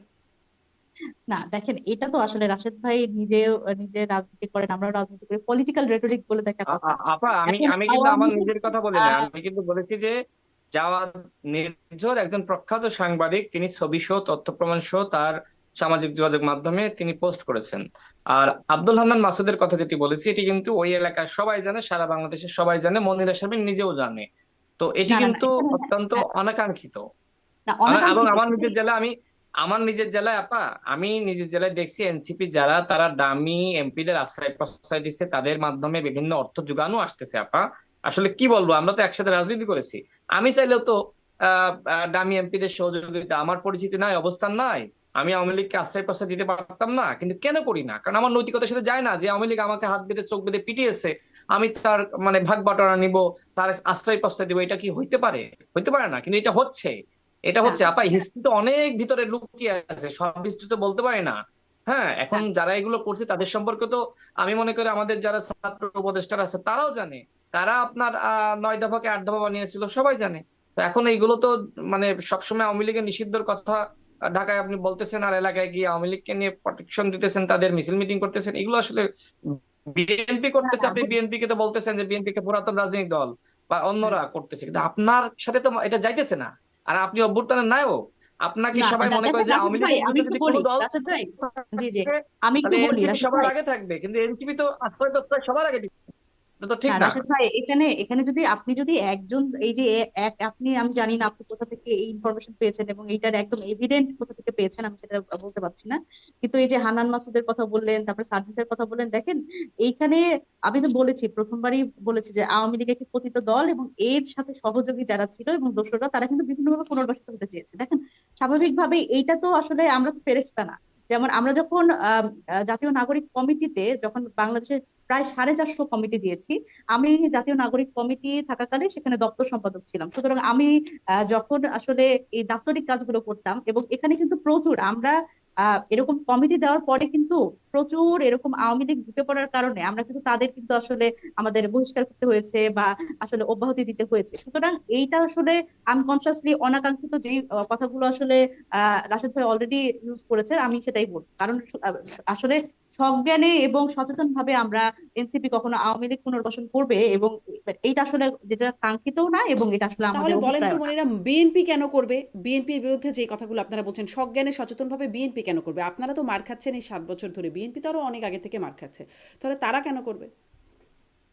দেখেন আপা, এইখানে আমি ব্যাপারটা যেভাবে দেখি, আমার ব্যক্তিগত মতামত হচ্ছে বিএনপি একটি খুব অনেক দিন ধরে তারা আসলে, আমি যদি বলি গত 17 বছর ধরে তারা একটা স্ট্রাগলিং পার্টি, এবং তাদের নেতা কর্মীরা বিভিন্ন সময় হামলা মামলার মধ্যে দিয়ে গেছে, গুমের শিকার হয়েছে, আয়না করে কাটাতে হয়েছে। এই স্ট্রাগলটাকে আমরা আমরা সম্মান করি, কিন্তু আসলে আমার মনে হয় যে তাদের যারা আসলে আরো ঊর্ধ্বতন মানে হাই প্রোফাইল নেতারা, তারা কি আসলে তাদের নেতাকর্মীর প্রতি জাস্টিস করেছে কিনা, এটা আমার একটা প্রশ্ন। এবং আসলে যারা, আমি আমি যদি বলি, আমাদের নাহিদ ইসলাম কিছুদিন আগে একটা কথা বলেছে যে আসলে এই স্বাধীনতা মানে বিএনপি তো আসলে দ্বিতীয় স্বাধীনতা আমরা যেটাকে বলছি সেটাও মানতে চান না, কারণ হচ্ছে তাদের কাছে আসলে লুটপাটের স্বাধীনতাই স্বাধীনতা, এবং এই দ্বিতীয় স্বাধীনতা কেন তাদের কাছে স্বাধীনতা না, কারণ তারা আসলে এই স্ট্রাগলের মধ্যে দিয়ে যান নাই, যে স্ট্রাগলের মধ্যে দিয়ে রাশেদ খান গেছে, যে স্ট্রাগলের মধ্যে দিয়ে আমরা গেছি। তো এবং এবং বিএনপির তৃণমূলের নেতাকর্মীও কিন্তু গেছে, কারণ তারা বাড়িতে থাকতে পারেনি। আমি আজকেই শুনলাম একজন একজন বিএনপির একজন কর্মী থানা পর্যায়ে তার কথা শুনলাম যে সে তার প্রেগনেন্ট ওয়াইফ রেখে কিন্তু সে তার পালিয়ে থাকতে হয়েছে 5 বছর, সে 5 বছর পরে এসে সন্তানের মুখ দেখেছে। এই স্ট্রাগল গুলোকে আমরা সম্মান করি, কিন্তু আসলে এটা বিএনপির মধ্যেই যদি এরকম হাইকমান্ডের মধ্যেও যদি আসলে এই ধরনের একটা লিয়াজও হয়, সেই জায়গা থেকে নিশ্চয়ই এরকম কিছু আছে, না হলে আসলে কেন এই এই ব্যাপারগুলো হবে? এটা তো আসলে এই লিয়াজুর রাজনীতি আওয়ামী লীগকে ছাড়িয়ে আনা জি, এবং মানে এই তাহলে আওয়ামী একই লীগ রকম এবং অভিযোগ বিএনপির ধরেন মিশে যাওয়া, আপনাদের বিরুদ্ধেও এটা আছে, বিএনপি বড় দল, বিএনপির বিরুদ্ধে হয়তো একটু বেশি আছে। মানে আমি আসলে এই জায়গাটায় স্টাক হয়ে থাকি যে আপনারা এই সরকারের উপর আস্থা রাখছেন, বিএনপি বা তারপরে যে সরকার আসবে বা যদি রাশেদ খানের সরকার আসে বা আর যারা সরকারে আসতে পারে তারা যদি সরকার, তাদের উপর কেন সেই আস্থাটা রাখছেন না? এই সরকার কি করে দেখালো যার কারণে আপনারা আস্থা রাখছেন? খুব স্পষ্ট হতে পারলাম না, যাই হোক একটু আগাই আলোচনাটা। ঈদের পরে সবসময় রাজনীতিতে একটা বড় আলোচ্য বিষয় যে ঈদের পরে রাজনীতিতে এই হবে সেই হবে, আন্দোলন হবে, নানান কিছু। আপনাদের দুজনের কাছে একটু জানতে চাই, ঈদের পরে আপনাদের রাজনীতিতে আসলে নতুন কিছু আসবে কিনা? রাশেদ খান। আবার ধন্যবাদ। দেখেন, আমি তো আসলে জাতীয় পর্যায়ে পলিটিক্স করি, আবার প্রতিনিয়ত যেহেতু ইলেকশন তো আগামীতে করতে হবে, যে কারণে আমার শহর ঝিনাইদহ, সেখানেও আসি। আসলে ফেসবুকের যে রাজনীতি আর তৃণমূলের রাজনীতি আকাশ পাতাল পার্থক্য।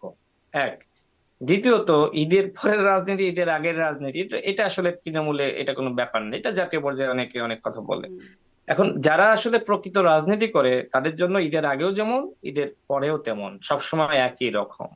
এখন আরেকটি বিষয় বলি, সেটি হলো যে বিএনপির বিষয়ে যেটি বললেন, দেখেন, আওয়ামী লীগের যারা পতন চাইতো তার ভিতরে যদি আপনি ক্যাটাগরি করেন, সেই ক্যাটাগরিতে আপনি 1 নম্বরে কার নামটা দিবেন আপা? আমি আপনার কাছে প্রশ্ন করতেছি, যারা পতন চাইতো, আপনার কাছে কি মনে হয়? মানে আওয়ামী লীগ যারা চাইতো, মানে বুঝি নাই, প্রশ্ন বুঝি নাই। আওয়ামী লীগের পতন যারা চাইতো তাদের আচ্ছা, ভিতরে, মানে আমরা তো দল রাস্তায় হিসেবে, সবসময় সংগঠন বিএনপি হিসেবে কেই এক দেখেছি। নম্বরে আসলে, আচ্ছা, বিএনপি কে দেখেছেন। এখন দেখেন, বিএনপি কেন সবার আগে আওয়ামী লীগের পতন চাই বা চাইতো, কারণ হলো আওয়ামী লীগের পতন হলে বিএনপি ক্ষমতায় যাবে, হুম। স্বাভাবিকভাবে এটা একটা ব্যাপার। দ্বিতীয়ত, সব থেকে তো নির্যাতন নিপীড়নের শিকার তো বিএনপি হচ্ছিল, বিএনপির অসংখ্য মানুষকে গুম করেছে, খুন করেছে, এরপরে জামাত ইসলাম। তারপরে আপনার যদি আমাদের যে স্ট্রাগল আপনি দেখেন 7-8 বছর, সেখানে কিন্তু আমরা আমাদের উপর তারা একের পর এক নুরুল হক নূরের উপর, আমাদের উপর বিভিন্ন জায়গায় হামলা করেছে। তো এরপরে তো আমাদের ছাত্র বন্ধুদের আমরা দেখলাম যে অভ্যুত্থানের, যখন কোটা সংস্কার আন্দোলনকে কেন্দ্র করেই কিন্তু পরবর্তীতে আবার গণ অভ্যুত্থান হয়েছে। দেখেন, এই যে বিএনপির যে ত্যাগ, জামাতের ত্যাগ, আমাদের ত্যাগ, দীর্ঘ দিন ধরে সংগ্রাম, এই সংগ্রামে যদি আমাদের বন্ধুরা, ছাত্র বন্ধুরা, সাধারণ মানুষ আগে থেকে যুক্ত হতো, 15 বছর কি আওয়ামী লীগ রাজত্ব করতে পারতো? পারতো না। সেই 13-14 সালেই কিন্তু পতনটা হয়ে যেত। এখন হলো না কেন? কারণ আওয়ামী লীগ পুলিশকে বলেন, অন্যান্য বাহিনীকে বলেন, এমন ভাবে এই তেরো ছাত্রলীগ চোদ্দ দিয়ে সালে আসলে ছাত্র বন্ধুদের লাঠিয়াল বয়সই বাহিনী কত ছিল? বানিয়েছিল, যথেষ্ট স্ট্রাগল করার মতন বয়স ছিল। তো আমি আমার বয়সে তো, সেই কম বয়সেই তো সংগ্রাম করেছি। তো যাই হোক, ওই যে মনিরা তো নিজেই বললো যে আমরা একসাথে আমাদের উত্থান, তার মানে আপনি বুঝতেই পারছেন। তো একসাথে যদি আমরা ওই আমাদের পথ চলাটা বা সংগ্রামটা স্বাভাবিক একই রকম হতো, তাহলে অনেক কিছু সম্ভব ছিল। তো যাই হোক, আমি যে কথাটা বলছিলাম, দেখেন, মানে এখন মনিরা শারমিনরা রাজনীতি করতেছে, তাদের ওই গণ অভ্যুত্থানের আগে যেমন বিএনপি নামেন, জামাত নামেন, গণ অধিকার পরিষদ নামেন, ঐক্যবদ্ধভাবে ফ্যাসিবাদকে হটাইতে হবে, এখন আর এইগুলোর ধার তারা ধারে না। কারণ কি? কারণ তারা একটা দল গঠন করেছে, এবং একটা দল গঠনের প্রধান কারণটা হলো তাকে ক্ষমতায় যেতে হবে। কারণ ক্ষমতায় যেতে হলে নিজেকেই সব থেকে বেশি গুরুত্বপূর্ণ হিসেবে তুলে ধরতে হবে, এবং নিজের যে ক্রেডিবিলিটি, নিজের কৃতিত্ব, সেগুলো জাহির করতে হবে। বাকিদেরকে কিভাবে ডিলেজিটিমেট করা যায় সেটা কিন্তু তারা করবে। তার মানে এখন তারা পলিটিক্স এর ভিতর নেমে গেছে। ঠিক একইভাবে ছাত্রদের বলেন, যারা দল করেছে, বিএনপি আগে যেভাবে ট্রিট করতো, বিএনপি করবে না। আমরা আগে যেভাবে করতাম এখন করবো না, কারণ এটা পলিটিক্স। আর পলিটিক্স হলো যুদ্ধের মতন।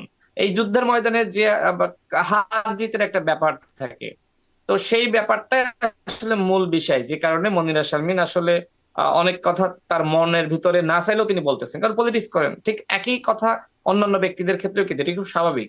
তবে আমি যেটি বলবো, যে আপা, এই মুহূর্তে যদি আপনি দেশটাকে বাঁচাইতে চান, জনগণকে বাঁচাইতে চান, তাহলে কিন্তু আপনাকে জাতীয় ঐক্য সংহতির কোনো বিকল্প নাই।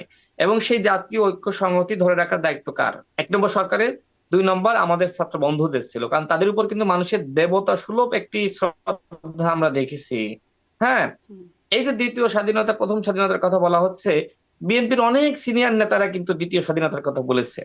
এখন এখন এই মুহূর্তে তারা কিন্তু গণ অভ্যুত্থান বলছে, ছাত্ররা বলছে, আমরাও বলছি। দেখেন, আমরা কিন্তু 90-এ যখন গণ অভ্যুত্থান করেছি, সেটাও কিন্তু অনেক বড় বিষয় ওই সময়কার প্রেক্ষাপটে ছিল। সেনা সমর্থিত ফখরুদ্দিন মঈনুদ্দিন ওই সময়কার প্রেক্ষাপটে বড় একটি বিষয় ছিল।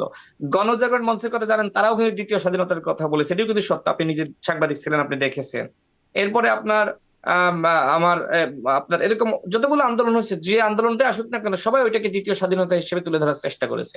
ওই যে আমি বললাম না, পলিটিক্স। দেখেন, 71-এ কিন্তু আমাদের দেশটা প্রথম স্বাধীন হয়েছে, তাই না? এবং আমরা কিন্তু একটা ভূখণ্ড পেয়েছি। এই ভূখণ্ডের মধ্যে দরকার ছিল গণতন্ত্র, ন্যায় বিচার, এরপরে সামাজিক মর্যাদা, সাম্য, এই উপাদানগুলো দরকার ছিল। কিন্তু এই উপাদানগুলো আমরা কোনো একটা আন্দোলনের মাধ্যমে আসলে আমরা পুরোপুরি প্রতিষ্ঠা করতে পারি নাই। আমি কিন্তু বলেছি পুরোপুরি, কিছু কিছু হয়েছে। যেমন কখনো গণতন্ত্র এসেছে, কখনো চলে গেছে। তার মানে কি? তার মানে প্রকৃত গণতন্ত্র প্রতিষ্ঠার জন্য আমরা 24-এ আবার সর্বশেষ লড়াইটা করেছি। তার মানে এইটা এরকম না যেটা যুদ্ধ, এটা হয়েছে একটি ফ্যাসিস্ট স্বৈরাচারের বিরুদ্ধে আন্দোলন, যেটা গণ অভ্যুত্থান। গণ অভ্যুত্থান শব্দটা উচ্চারণ করতে কারোর কোনো সমস্যা নাই, কিন্তু কথা হলো যে আপনি গণ অভ্যুত্থানের পরে, ঠিক আছে, আপনি অতীতের সংবিধান যেটা চীনে হয়েছে, আপনি অতীতের সংবিধানটা আপনি বাদ দিয়ে দিতে পারতেন।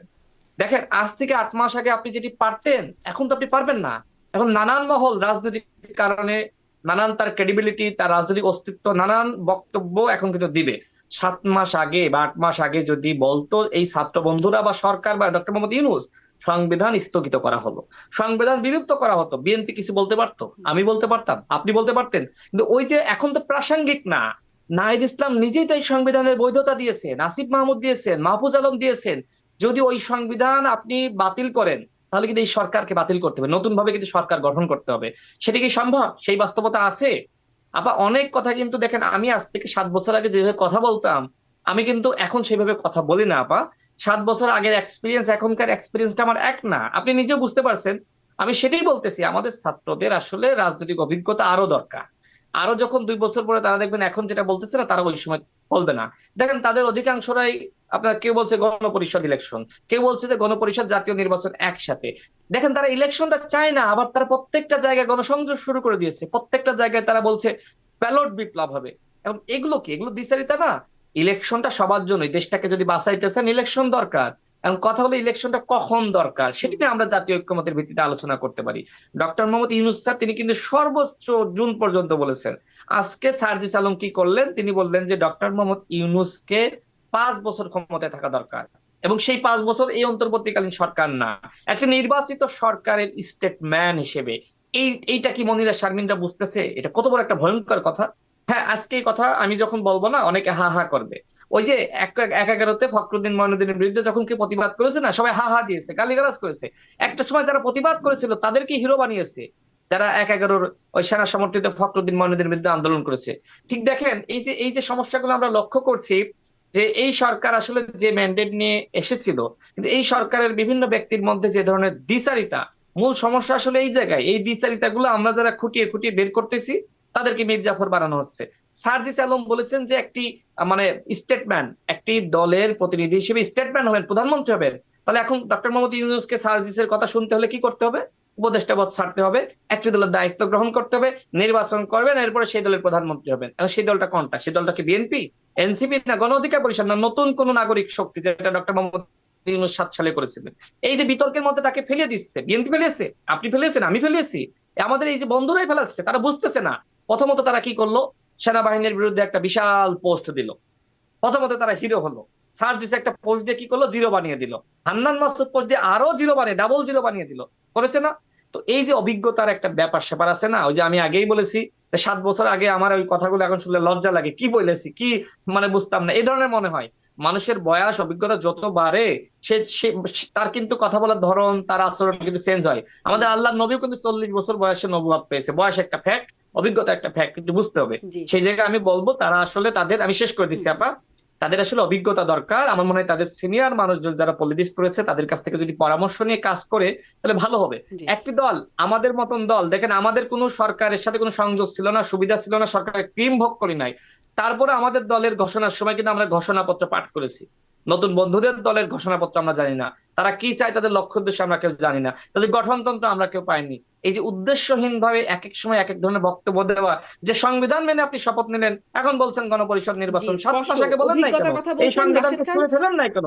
রাশেদ খান, অনেক ধন্যবাদ। আপনি জি, অনেকগুলো বিষয়ে থ্যাংক ইউ। মানে অঙ্গুলি নিদর্শন করেছেন। আমি মনিরা শারমিন আপনার কাছ থেকে একটু মানে অভিজ্ঞতার জায়গাটা, এই জায়গাটাকে আপনারা স্বীকার করেন যে এখানে আসলে আপনাদের আরো অভিজ্ঞতা লব্ধ হয়ে রাজনীতিতে আপনাদের আরো অভিজ্ঞতা দরকার। আমার মূল প্রশ্নটা হচ্ছে এইটা। আর একটা প্রশ্ন আসলে মূল প্রশ্ন, সেটা হচ্ছে যে এই সাজিস আলমের সেই বক্তব্য যে এখন নতুন বন্দোবস্ত বাস্তবায়ন করলে 6 মাসের মধ্যে, মানে বাস্তবায়ন করলে আপনাদের 95% জামানত হারাবেন, আপনাদের কাছে গুরুত্বপূর্ণ কোনটা, নতুন বন্দোবস্ত নাকি জামানত? আচ্ছা, আমি অভিজ্ঞতার কথা বলি আগে প্রথমত, সেটা হচ্ছে আম, দেখেন, অভিজ্ঞতা আমাদের আমরা যেভাবে করে দেখি যে সেটা হচ্ছে আমাদের রাজনৈতিক পথ চলা। আমি যদি বলি যে অভিজ্ঞতার দিক থেকে যে খুব আমরা পিছিয়ে আছি, ব্যাপারটা তা না। কারণ এখন যদি আপনি বলেন যে এনসিপির যারা আছেন তারা হলো গত 7-8 বছর ধরে এই আওয়ামী রেজিমের বিরুদ্ধে বিভিন্নভাবে প্রতিবাদ করে আসা, বিভিন্নভাবে আন্দোলন করে আসা, বিভিন্ন অ্যাক্টিভিজম করে আসা মানুষ। হ্যাঁ, তো সুতরাং সেই জায়গা থেকে আমি যদি বলি নাহিদ ইসলামের কথা, সেও কিন্তু 2018 সালে সেই কোটা সংস্কার আন্দোলন থেকে শুরু করে পরবর্তীতে যত ধরনের মুভমেন্ট হয়েছে, এবং আহ, সে মোটামুটি রাজনীতির মধ্যেই ছিলেন আর কি। মোটামুটি রাজনীতি আসলে কোন দিকে যাচ্ছে, কি আবার অনেকে সমাচার, ছাত্রলীগের এই রাজনীতিতেও সবের ছিলেন। মধ্যে হ্যাঁ, ছাত্রলীগের রাজনীতিতেও ছিলেন।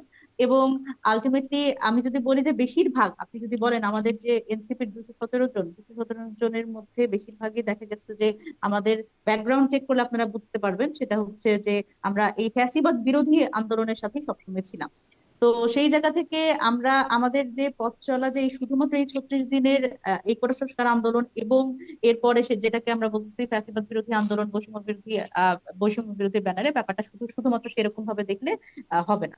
তো সেই জায়গা থেকে অভিজ্ঞতা আমাদের আহ, এরকম, কিন্তু আমরা তারপরেও একটা বিষয় কনসিডার করি, সেটা হচ্ছে যে স্বাভাবিকভাবে রাজনীতি আমাদের যে রাজনীতিতে আমরা আছি সেখানে আমাদের সাহস আছে, আমাদের উদ্দীপনা আছে, কিন্তু আমরা এটা আসলেই আমরা এটা ফিল করি যে আমরা চাই যে আমাদের সাথে অভিজ্ঞতাও যুক্ত হোক। সেই জায়গা থেকে আমাদের নিজেদের মধ্যেই যে যখন আসলে কথাবার্তা হয়েছে, আমাদের কিন্তু একটা উপদেষ্টা পরিষদ বা উপদেষ্টা মন্ডলী এরকম আমাদের সাথে হয়তো যুক্ত হবে খুব খুব শীঘ্রই। তো আমরা সেই জায়গা থেকেই আসলে ইয়ে করছি, যেহেতু আমরা এখন দল হিসেবে আত্মপ্রকাশ করেছি, আমাদের জি, স্বাভাবিকভাবেই এই তারুণ্য এবং অভিজ্ঞতার সংমিশ্রণেই আমরা এই দলটাকে এগিয়ে এগোবেন নিয়ে বলে যেতে চাই। আপনারা মনে করছেন। আর আহ, পরের প্রশ্ন, নতুন বন্দোবস্ত নাকি জামানত বা নির্বাচন, কোনটি আপনাদের কাছে বেশি গুরুত্বপূর্ণ, প্রায়োরিটি কোনটা? দেখেন, জি, আহ নতুন রাজনৈতিক বন্দোবস্তের কথা তো আমরা প্রথম থেকেই বলছি। দেখেন, এই নতুন রাজনৈতিক বন্দোবস্তের মাধ্যমেই আসলে বাংলাদেশের রাজনীতির স্পিয়ারে একটা পরিবর্তন আমরা আনতে যাচ্ছি। দেখেন, যেরকম জামানতের কথা যেরকম সাদিস আলম বলেছে, আসলে যে বাংলাদেশের রাজনৈতিক সংস্কৃতি আসলে যেভাবে করে অলরেডি গড়ে তোলা আছে, এবং বিভিন্ন বড় দলগুলো যেভাবে করে আসলে তৃণমূলের রাজনীতি পর্যন্ত তারা আসলে যেভাবে করে প্রভাব বিস্তার করেছে, সেখানে আসলে একটা জামানত এবং বা আমি যদি বলি ভোটের রাজনীতি, আসন ভিত্তিক রাজনীতিতে প্রচুর টাকা পয়সা এবং নানান ধরনের এখানে হিসেব নিকেশ আছে। সেখানে স্বাভাবিকভাবেই নতুন দল হিসেবে কিন্তু আমরা অনেক বেশি পিছিয়ে। এবং আমি যদি বলি যে আমাদের আপনি আরেকটা প্রশ্ন করেছেন, এটার সাথে আমি উত্তর দিয়ে দিই, সেটা হচ্ছে আমাদের ঈদের পরের আসলে কি ধরনের কাজ, যেমন আমাদের কিন্তু একই সাথে নিবন্ধনের কাজ চলছে।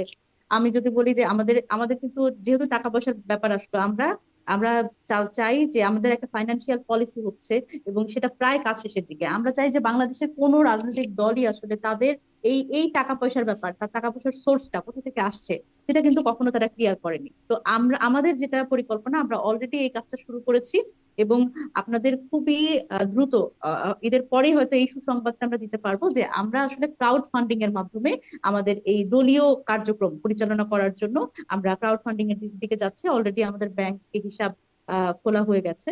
তো সেই জায়গা থেকে এই বিষয়টাতে আমরা আসলে এই নতুন রাজনৈতিক হুম, হুম। বন্দোবস্তের কথা যদি আপনি বলেন, এই নতুন রাজনৈতিক বন্দোবস্তে আমরা এটা আসলে দাবি করি যে নতুন রাজনৈতিক দলগুলো আছে, যারা আছে, এবং আমি যদি বলি রাশেদ ভাইদের দল, গণ অধিকার পরিষদ, তাদেরও আমি আমি বলি যে আমাদের এই আসলে ফাইনান্সিয়াল জায়গাতে আমাদের ক্লিয়ার থাকার এই প্রচেষ্টাটা এটা খুব প্রচেষ্টাটা থাকা গুরুত্বপূর্ণ। উচিত। আপনারা এবং সামনে থাকবেন, কিন্তু গেল দিনে কি জি, করলেন, কিভাবে ইফতার হলো, কিভাবে আপনারা এই মানে এই বিল্ডিং ভাড়া নিলেন, কিভাবে এত আয়োজন করছেন, সেই ব্যাখ্যাটা অবশ্য আমরা পাইনি। হয়তো সামনের দিনে স্পষ্টতা দিবেন, সেটি একটা ভালো ব্যাপার, সেটির জন্য সাধুবাদ। কিন্তু মানে আপনাদের কাছে প্রায়োরিটি কোনটা এটি বুঝলাম না। সার্জিস আলম যেটি বললেন, নতুন বন্দোবস্ত করলে জামানত হারাবে। এখন আপনারা কি জামানতের পিছে ছুটছেন নাকি নতুন বন্দোবস্তের পিছে ছুটছেন? দেখুন, আমরা জামানতের পিছনে আসলে ছুটছি না, কারণ স্বাভাবিকভাবে আপনি একজন ব্যক্তির কথা বললেন। আপনি দেখেন, আপনি কিন্তু আরেকজন ব্যক্তির কথা বললেন না, যিনিও কিন্তু স্ট্যাটাস দিয়েছেন, তাসনিম জারা আপু। তিনিও কিন্তু বলেছেন যে আসলে আমরা নতুন রাজনৈতিক বন্দোবস্তের দিকে কিন্তু যেতে চাই। সেইখানে হচ্ছে আসলে সাজিস আলম একজন মেম্বার, যিনি বলছেন আসলে জামানতের কথা। মানে যে সেই টাকা পয়সার সেই যেটা প্রভাব প্রতিপত্তি যাদের আছে, তারাই আসলে রাজনীতিতে প্রাসঙ্গিক হতে পারবে, এই ধরনের একটা ব্যাপার। আমি যদি ব্যক্তিগতভাবে আপনি আমাকে জিজ্ঞেস করেন, আমার তো আসলে রাজনৈতিক ভাবে আমার কোনো ব্যাকআপ নাই, বা আমার আসলে জামানতের টাকা কোথা থেকে জোগাড় হবে, এই সম্ভাবনা আমার আমার জন্য ক্ষীণ। সুতরাং আমি যেটা যেটা বলবো, এবং আমার এই 200, ওই একজন বাদ দিয়ে যদি আপনি বাকি 216 জনের কথা বলেন, আমার হুম। মনে হয় বেশিরভাগ আসলে এই নতুন বন্দোবস্তের কথাই বলবে, যেখানে আসলে আমরা বারবার করে বলছি যে এই এনসিপি যেই দলের নাম হচ্ছে আসলে জনগণের কাছ থেকে আসছে, এবং যেই জি। দলের লোগো মার্কা সেটাও জনগণের পক্ষ থেকে হবে, সেই দল আসলে জনগণের টাকায় চলবে বলে আমরা মনিরা মনে শারমিন, করি। ধন্যবাদ। একজন বাদে একজনকে তো আপনারা বাদ দিচ্ছেন না, সেটা তো একজন তো রয়ে যাচ্ছে আপনাদের মধ্যে, এবং সেটা তার গুরুত্বপূর্ণ জায়গায় ব্যক্তিগত রয়ে যাচ্ছে। সেটা সেটা তার ব্যক্তিগত মতামত হতে একদম পারে, এক সেই মিনিট, ব্যাপারে 1 মিনিট 30 সেকেন্ড প্লাস, বা 1 মিনিটের মধ্যে রাশেদ খান একটা শেষ বক্তব্য, আমরা শেষ করব। জি আপা, কি মন্তব্য? মানে আপনার কোনো শেষ কোনো মন্তব্য না থাকলে আমি এখন মানে শেষ করে দেবো, আর যদি কোনো মন্তব্য থাকে আপনি করতে পারেন। আচ্ছা, আমি সর্বশেষ বলবো, দেখেন, এই মুহূর্তে যদি আপনি এই দেশের উন্নয়নটা চান এবং দেশকে এগিয়ে নিয়ে যেতে চান, তাহলে আমাদের ভিতর ঐক্য দরকার। আপা, আপনি যে দেশে আছেন, আপনি নিশ্চয়ই ওই দেশের এনভায়রনমেন্ট, রাজনীতি আপনি বুঝতেছেন যে ওই দেশের মানুষ কতটা শৃঙ্খল, কতটা আন্তরিক, এবং নিজেদের ভিতর বিশৃঙ্খলা তারা এড়িয়ে চলে। আমি চীনের সরকারের আমন্ত্রণে অতি সম্প্রতি আমি চীন ঘুরে এসেছি। দেখেন, চীনে কিন্তু গণতন্ত্র নাই, সমাজতন্ত্র। কিন্তু সেখানে যে আসলে মানুষের মানে ভিতরে সেই গণতান্ত্রিক আকাঙ্ক্ষা আমার কাছে মনে হয়নি। মানুষ কত সুখে শান্তিতে রয়েছে, তাদের ভিতরে কোনো ধরনের বিতর্ক নাই। আমার একটা ব্যাগ আমি 2বার হারিয়েছি, অনেক দূরত্ব, মানে অনেক দূরে হারিয়েছি, তারপরে সেই 2বারই কিন্তু ব্যাগটা তারা না আমার হোটেলে পর্যন্ত পৌঁছে দিয়ে গেছে। একটা মোবাইল রাস্তায় রাখলে কেউ নেয় না পায়, এমনকি বাংলাদেশ থেকে যারা গিয়েছে এরাও নেয় না। কারণ এরাও ভয়ে থাকে যে এই মোবাইলটা যদি আমি নিয়ে যাই, আমার তো এখানে বসবাস করতে পারবো না। এই যে একটা রাষ্ট্র, চীন বলেন, আমেরিকা বলেন, ইউরোপ বলেন, আমরা গণতন্ত্রে শুধু বলি আওড়াইতেছি। আমার মনে হয় পৃথিবীর মানে নিকৃষ্ট গণতন্ত্র যে দেশগুলোতে রয়েছে তার একটি মনে হয় বাংলাদেশ, যেখানে গণতান্ত্রিক আর ওই কথাবার্তা বলে আসলে মূলত জনগণকে ধোঁকা দেওয়া হচ্ছে। আমাদের রাজনীতিবিদদের আসলে রাজনৈতিক আচরণটা আসলে পরিবর্তন দরকার। সেটি আমার দল গণ অধিকার পরিষদ, সেটি এনসিপি বলেন, সেটি বিএনপি বলেন, জামাত বলেন, সবার পরিবর্তনটা দরকার। এবং সবার ভিতরে এই মুহূর্তে ঐক্য দরকার। আমার মনে হয় ঐক্যের জন্য সব থেকে বেশি কাজটা কিন্তু সরকারকে করতে হবে। দ্বিতীয়ত, জি। আমাদের ছাত্র বন্ধুদের কথা আমি বলেছি, কারণ তাদেরকে সামনে রেখে আন্দোলন হয়েছে, এটাকে অস্বীকার করে না। কিন্তু কথা হলো এখন এই যে সমালোচনা আলোচনাটা কেন? দেখেন, সার্জিসের বিরুদ্ধে কতগুলো অভিযোগ, এই অভিযোগের একটা তদন্ত কমিটি গ্রহণ করেছে। এই সার্জিস কিন্তু আমাদের গণ অধিকার পরিষদের সিনিয়র সভাপতি ফারুক হাসান, এই, সেই ফারুক হাসানের উপর যখন শহীদ মিনারে হামলা হলো, যারা হামলা করলো সেই শরীফ এবং হিল্লোল, আহত লীগের সদস্য, যাদেরকে আহত লীগ বলতেছে আমরা, সেই সার্জিস কিন্তু, এবং হচ্ছে জুলাই স্মৃতি ফাউন্ডেশনের যিনি শহীদ মুগ্ধের ভাই স্নিগ্ধ, আপনার এই দুজন মিলে কিন্তু জামিন করিয়েছে। আপা, বিচার বিভাগের কিসের স্বাধীন করবেন আপনি? আপনি তো বিচারকের উপর হস্তক্ষেপ করে আপনি তাদের গ্রেপ্তারের 11 ঘন্টার মাথায় জামিন করিয়েছেন। একটি তদন্ত এনসিপি করেছে? তাদের বিষয়ে অভিযোগ আসতেছে যে 5 স্টার হোটেলে তারা উত্থানের পরপরই তারা আপনার কোন ধরনের তারা বলছে আপনার ক্রাউড ফান্ডিং করবে। তো আপনি আগে ক্রাউড ফান্ডিং করে এটা কেন করলেন না? শুরুতেই তো আপনার বিশাল বিলাসিতার একটা বিষয় অভিযোগটা আসলো। ছাত্রদের দল নিয়ে কিন্তু সবারই একটা আশা আকাঙ্ক্ষা ছিল, সেটা বিএনপি বলেন, জামাত বলেন, আমরা বলেন, সবার। কারণ কি?